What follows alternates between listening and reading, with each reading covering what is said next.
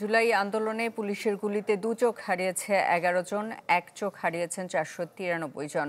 ট্রাইব্যুনালে সাক্ষ্য দিয়ে এমন তথ্য জানালেন চিকিৎসক ডাক্তার জাকিয়া সুলতানা নীলা।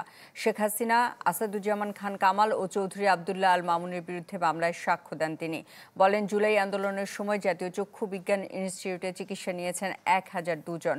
এর মধ্যে 18 ও 19 জুলাই এবং 4, 5 ও 6 আগস্ট চোখে গুলিবিদ্ধ শতাধিক রোগী হাসপাতালে ভর্তি হন। আজ সকালে এই মামলায় শুরু হয় 8ম দিনের সাক্ষ্য গ্রহণ। সাক্ষ্য দেন চক্ষু বিজ্ঞানের পরিচালকও। হিরন আরও মিনারেল ওয়াটার মাত্র 50 পয়সায় প্রতি লিটার। জুলাই হত্যাযজ্ঞে শেখ হাসিনা ও আসাদুজ্জামান খান কামাল সহ 3 জনের বিরুদ্ধে 8ম দিনের সাক্ষ্য গ্রহণ হয় সোমবার। এদিন ট্রাইব্যুনালে জুলাই আন্দোলনের চোখ হারানোদের বর্ণনা তুলে ধরেন জাতীয় চক্ষু বিজ্ঞান ইনস্টিটিউটের ডাক্তার জাকিয়া সুলতানা নীলা।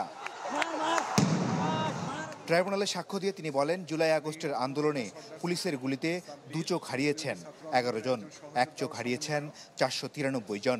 জানান, তাদের হাসপাতালে চিকিৎসা নিয়েছেন 1002 জন। এর মধ্যে 18 ও 19 জুলাই এবং 4, 5 ও 6 আগস্ট ভর্তি হন চোখে গুলিবিদ্ধ শতাধিক রোগী। এদিন প্রতিষ্ঠানটির পরিচালকও সাক্ষ্য দেন আদালতে। 17 জুলাই থেকে 5 আগস্ট পর্যন্ত যে প্রেজেন্টেশনটা দিয়েছেন তাতে দেখা যায় 1000-এরও বেশি গুলিবিদ্ধ ব্যক্তি চক্ষু চিকিৎসার জন্য তাদের কাছে উপস্থিত হয়েছে। আর এক ছেলের রামপুরার যে ঘটনা, সেইখানে তার ছেলেকে গুলি করা হয়েছে, হত্যা করা হয়েছে।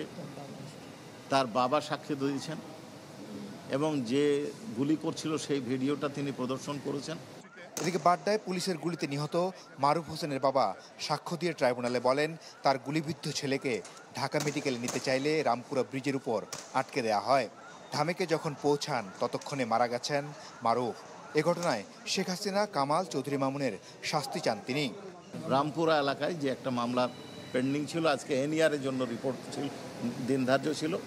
রিপোর্ট আসছে, 5 জন আসামির মধ্যে 1 জন আটক আছে, বাকি 4 জনকে পাওয়া যায়নি। ওসি রামপুরা সহ এনইআর আসছে, তাদের পলাতক হিসাবে গণ্য করে পত্রিকা বিজ্ঞপ্তি দেওয়া হয়েছে। পরবর্তী সোমবার দিন ধার্য হয়েছে।